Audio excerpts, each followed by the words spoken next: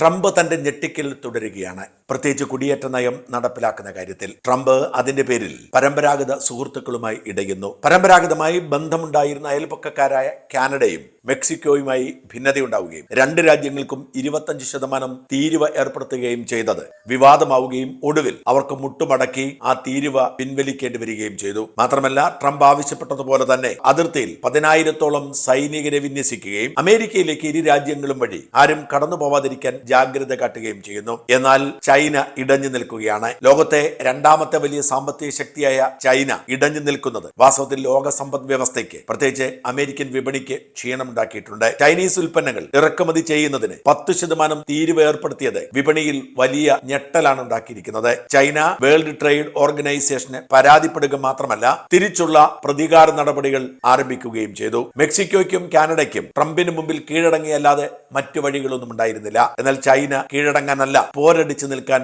തീരുമാനിച്ചതോടെ വിപണിയെ അത് ബാധിച്ചു തുടങ്ങിയിട്ടുണ്ട്.